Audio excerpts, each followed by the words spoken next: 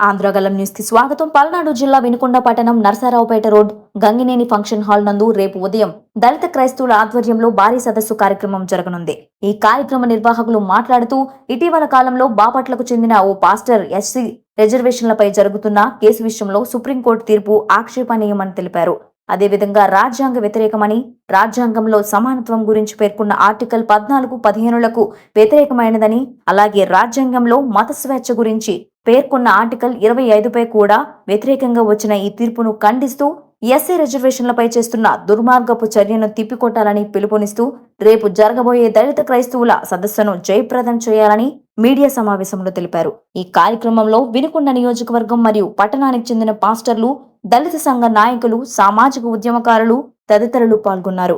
మరిన్ని అప్డేట్స్ కోసం ఆంధ్రగలం news channel ని ఫాలో అవ్వండి. వర్ధిల్లాలి ఎస్సీ ఎస్టీ బీసీ మైనారిటీల ఐక్యత, డాక్టర్ బిఆర్ అంబేద్కర్, వర్ధిల్లాలి ప్రజా సంఘాల ఐక్యత.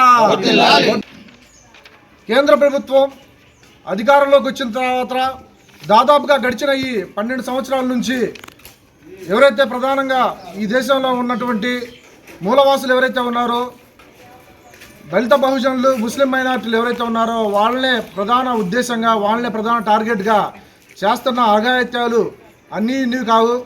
ఇప్పటివరకు మనం చూస్తున్నాము, అనేక నల్ల చట్టాలు తీసుకొచ్చి బీజేపీ ప్రభుత్వం ఇప్పటివరకు ముస్లింలని చాలా ఇబ్బందులకు గురి చేసింది.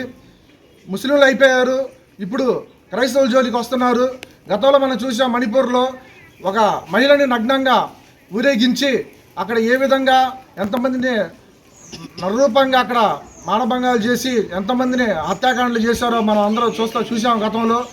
ఇప్పుడు అదే విధంగా ఈ దేశంలో ఉన్నటువంటి ఇప్పటివరకు హిందూ, ముస్లిం, క్రిస్టియన్లు ఎవరైతే సోదరభావంతో కలిసిమెలిసి జీవించారో వీళ్ళ మధ్య ఒక మత ఘర్షణలు, మత కలహాలు తెచ్చే విధంగా ప్రయత్నం చేయాలని ఒక దుర్మార్గమైన ఆలోచన ఈరోజు బీజేపీ ప్రభుత్వం తీసుకొచ్చింది. అందులో భాగంగానే ఇటీవలే గడిచిన కొన్ని రోజుల క్రితం బాపట్లలో ఎవరైతే ఒక పాస్టర్ గారు ఉన్నారో ఆ పాస్టర్ గారి ఎస్సీ సంబంధించిన వ్యక్తి కాదు, ఆయన సర్టిఫికేట్ చెల్లదు అని చెప్పి సుప్రీంకోర్టు ఆదేశాలు రావడం జరిగింది. దాని వెనక కొన్ని దుష్టశక్తులు పనిచేశాయని చెప్పి మాకు అనుమానం. మేము చెప్పదలుచుకుంటాం ఏమిటి అంటే, ఈ దేశంలో ఉన్నటువంటి హిందూ, ముస్లిం, క్రిస్టియన్లు అందరూ ఒక తెగకు చెందిన వాళ్ళే, ఒక అన్నదమ్ముల్లాగా, ఒక సోదరభావంగా కలిసిమెలిసి జీవించిన సందర్భాలు అనేకం ఉన్నాయి గతంలో కూడా. ఇప్పుడు కూడా అలాగే జీవిస్తున్నారు. కానీ కుట్రపూరితంగా వీళ్ళందరినీ విభజించి ఇక్కడ ఏదో ఒకటి చేయాలి ఒక ఆలోచనతో ఈరోజు ఏదైతే కేంద్ర ప్రభుత్వం ఉందో ఆ కేంద్ర ప్రభుత్వం తీసుకొస్తా ఉంది. అది ఎంత మాత్రం హర్షించదగింది కాదని చెప్పి ఒక సభాముఖంగా తెలియజేసుకుంటున్నాను.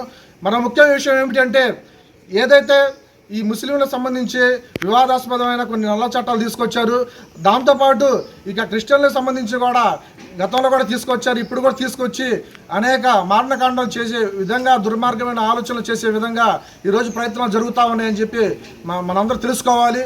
దీనికి ఖచ్చితంగా ఎవరైతే హిందూ, ముస్లింలు, అదేవిధంగా క్రైస్తవులు ఎవరైతే ఉన్నారో అందరూ ఏకతాటి మీదకి వచ్చి ఇటువంటి దుర్మార్గమైన ఆలోచన కలిగిన వాళ్ళందరినీ తరిమి కొట్టాలని చెప్పి ఒక సభాముఖంగా తెలియజేసుకుంటున్నాను.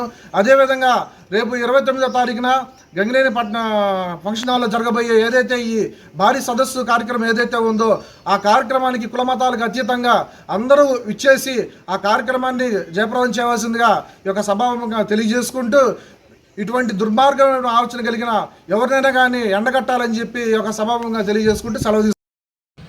క్రీస్తునందు ప్రియమైనటువంటి దైవజనులకు, క్రైస్తవులందరికీ కూడా నా హృదయపూర్వకమైన వందనాలు తెలియజేస్తున్నాను. నా పేరు పాస్టర్ జాన్ పీటర్. ఈ విషయం ఏంటంటే, ఇప్పుడు సహోదరులందరూ కూడా కోర్టు ఇచ్చినటువంటి క్రైస్తవుల పట్ల తీర్పుని బట్టి మనం ఒక న్యాయ పోరాటం చేయాలనే ఉద్దేశంతో వచ్చారు. అధికారుల దృష్టికి తీసుకుని వెళ్ళాలి, ఒక న్యాయ పోరాటం చేయాలని, ఎవరినో ఇబ్బంది పెట్టాలని కాదు, ఎవరినో బాధ పెట్టాలని కాదు, ఒక న్యాయ పోరాటం. మాకు న్యాయం సమకూర్చండి అని అడగటానికి ఒక అవగాహన, అందరిలో అవగాహన కల్పించడానికి అవగాహన సదస్సు ఏర్పాటు చేస్తున్నారు. దయచేసి పాస్టర్స్ అలాగే విశ్వాసులు, క్రైస్తవులు అందరూ కూడా ఏకము కండి మనందరం కలిసి పోరాడితే మనకు న్యాయం జరుగుతుంది. అధికారుల దృష్టికి తీసుకొని వెళదాం. న్యాయం జరుగుతుంది. ఇది న్యాయ పోరాటము. ఎవరినో ఉద్దేశించి ఎవరిని ఇబ్బంది పెట్టాలని కాదు, ప్రభుత్వానికి విరోధంగా మనం ఏం చేయట్లేదు. ఒక అవగాహన కల్పించుకుని ఒక అవగాహన కలిగి మనందరం కలిసి ఐక్యత కలిగి పోరాడితే మనకి అధికారులు న్యాయం చేస్తారు. ఆ ఉద్దేశంతో సమకూర్చుకోవడం జరుగుతుంది. మీరందరూ తప్పనిసరిగా దయచేసి రండి. నాకెందుకు అనే ఉద్దేశంతో ఉండకూడదు, అది కరెక్ట్ కాదు. ఎందుకంటే ఒక్క చీమ కొండ శిలువని ఏమి చేయలేదు, కానీ అన్ని చీమలు కలిసినప్పుడే మా కొండ శిలువని ఏదైనా చేయగలదు. అలాగే ఒక్క ఆవు ఏం చేయలేదు, అన్ని ఆవులు ఐక్యత కలిగి పోరాడినప్పుడే ఎదిరించగలవు, పులిని ఎదిరించగలవు. అలాగే మనం కూడా ఐక్యత కలిగి పోరాడి మనము న్యాయాన్ని పొందగలము అధికారుల నుంచి. దయచేసి మీరు అందరూ రావాల్సిందిగా అవగాహన సదస్సు, క్రైస్తవ అవగాహన సదస్సుకు తప్పనిసరిగా అందరూ సమకూడి రావాల్సిందిగా ప్రేమతో మనం చూస్తున్నాం.